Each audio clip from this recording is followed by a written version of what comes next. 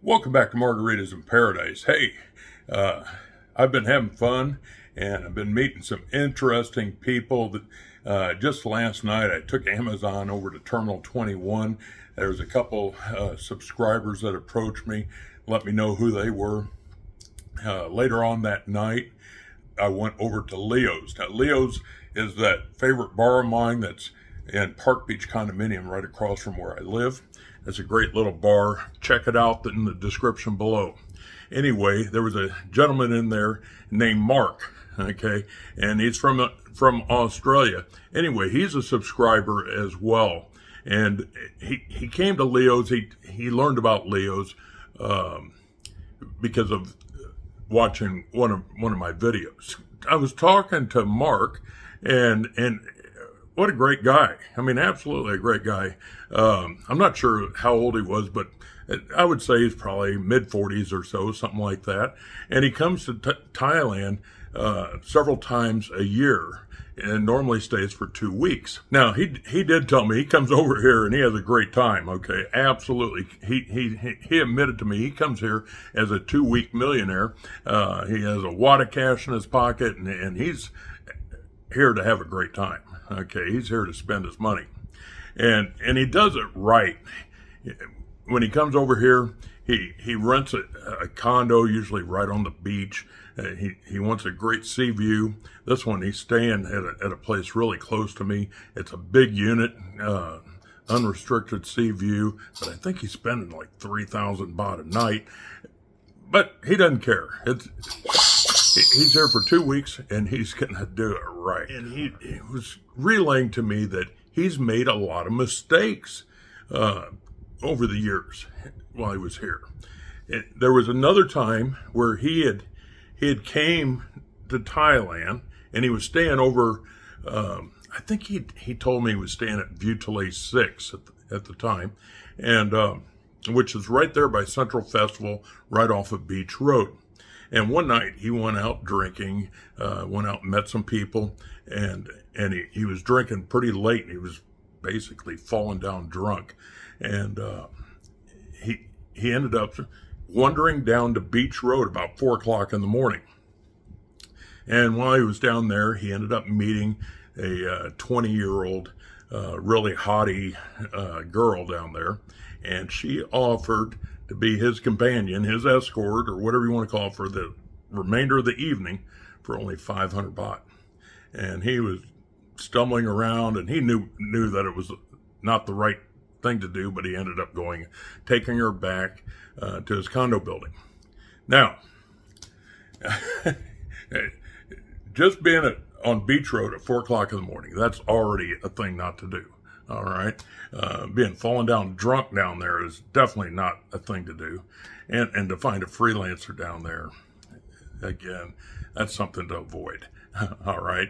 But anyway, he ends up getting back to his condo, and right away security wanted to get the girl's ID and her name, that type of information, which is common for most condo buildings. Okay, it protects you and it protects the other residents of the condo building, and it's something that you probably want to do while you're here. But Mark, he kind of blew it off. He said, "You know what? This girl's good to go. She's with me," and he just brushed off security. So he took responsibility, and the girl ended up in his room right away. The girl wanted her money. She wanted the 500 baht. Now, you know, that's another rule. You never prepay for any services that you're getting here until after you're satisfied with what you negotiated prior to getting to the room. You pay for it when they're leaving. All right. So that's never prepay. Never prepay. All right. So he basically said, "No, I'm going to wait until tomorrow when you leave, and I'll make sure that I give you enough money, and we'll both be happy." And she said, "No, if you're not going to prepay me, then I'm going to leave." And he ended up being drunk and everything. He ended up breaking down. He looked in his wallet. He only had 300 baht in his wallet. Now, he had money in his safe. He ended up opening up his safe in front of this girl. That is another major mistake. If you need to get in your safe while you have somebody in the room, you need privacy. Have that person go into the toilet or the washroom, whatever you want to call it. Have her go in there while you get in the safe and take care of those type of issues. I would also suggest, if you even keeping maybe a couple thousand baht in small bills in your underwear drawer or something like that, just to avoid having to open in your safe. That would be a good idea as well, I think. But anyway, regardless of that, he didn't do that. And he opened his safe up in front of this girl. Okay. And it was one of these LED type safes where you punch in the numbers and then the numbers light up so you can see what the combination of the safe is, like a 4 or 6 digit combination. And then when you close the safe back up, you have to punch the numbers in again, and the numbers light up on the digital display for a few seconds, and it shows you what the combination is again. So he basically retrieved the money, paid this girl, and she said, well, why don't you go take a shower and get cleaned up? And so he did. Okay. Well, the next thing you know, he's in there getting cleaned up. He finishes his shower and he notices no towels in the shower room. So he says, hey, honey, can you bring me a towel? And there's no answer. And a minute goes by or so. Finally, he looks out into his room and there's nobody in his room. And then he looks down towards the safe and the safe is wide open. He goes and looks inside the safe. All of his money is gone. He figures he had over 30,000 baht. He gets dressed real quick. He runs down to security. Security says the girl left. She took a motorbike taxi someplace. He goes down to the motorbike taxi guys. They get a hold of the driver that took her where she was going, and she was dropped off at a local market on Soy Buakhao. Of course, he was embarrassed. He was drunk, and he didn't want to really tell his story to the legal authorities. He didn't go to the police or anything like that. He didn't want to trivialize the money being 30,000 plus baht, but it wasn't something that was going to ruin his vacation. So, and he just kind of took it as a learning experience, as you should. All right. He did so many mistakes that it goes against all the rules that a guy like me tries to get across to you. Pattaya is a great place, okay? And 99% of the time, it's a super safe place to be, as long as you're acting right. Does that make sense? You're acting right. But, don't bring trouble here. That's a common denominator right there. You have to be smart.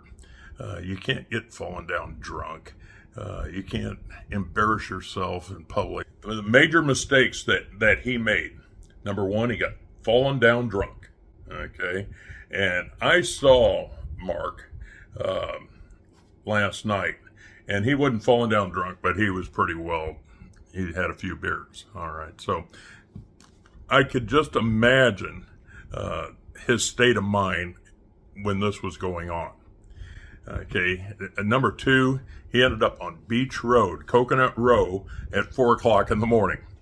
He should have been home in bed at 4 o'clock in the morning, but he's on his 2-week holiday and he's making it last.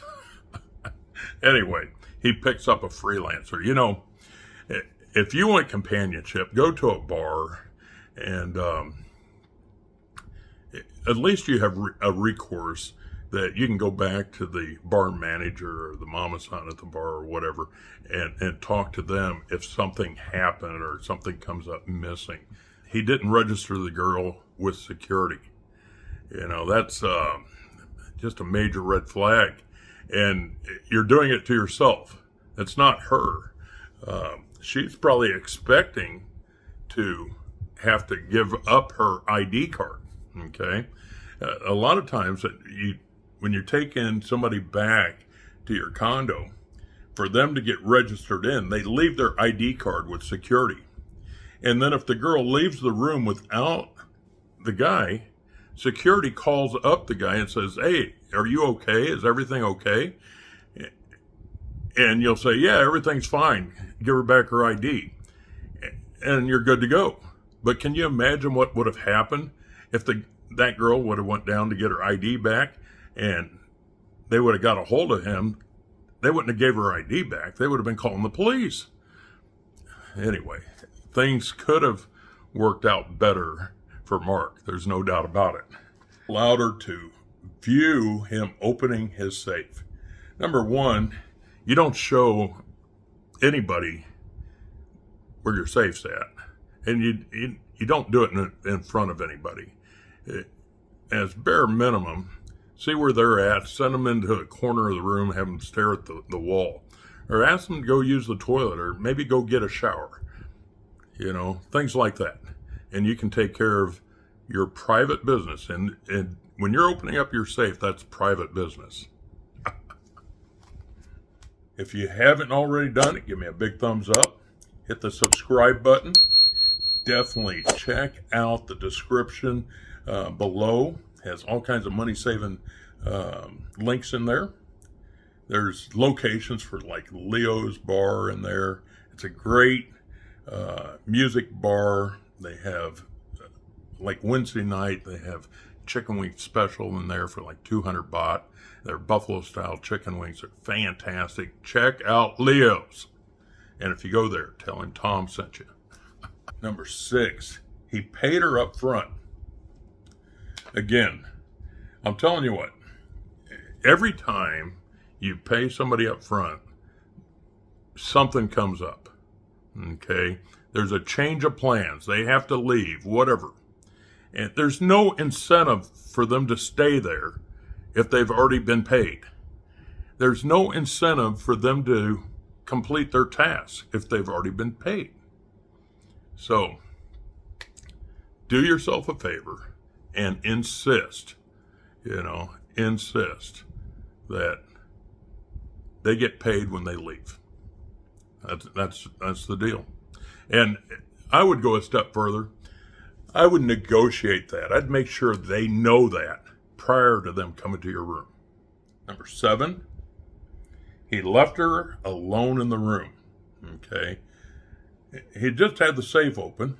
He gets up to take a shower, and there's too much. I don't know what would have been the best course of action right there. I think pay her.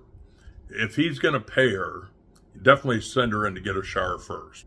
There's no way I'd just leave her with free access to be able to search through the room. You don't know this person, okay? You don't know this person, and nobody else knows her.